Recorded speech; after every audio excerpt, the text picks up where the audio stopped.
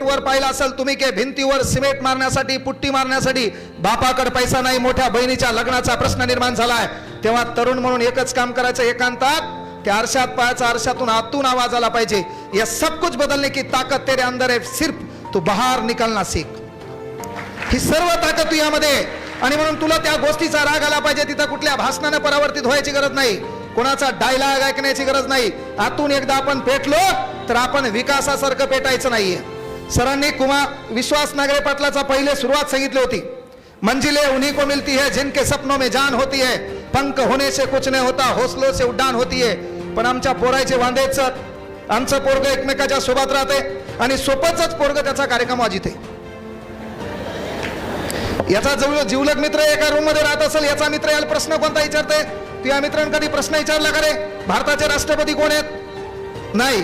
विचारला भारताचा पंतप्रधान कोण आहे? नाही. प्रश्न काय विचारते? परराष्ट्र मंत्री कोण आहे?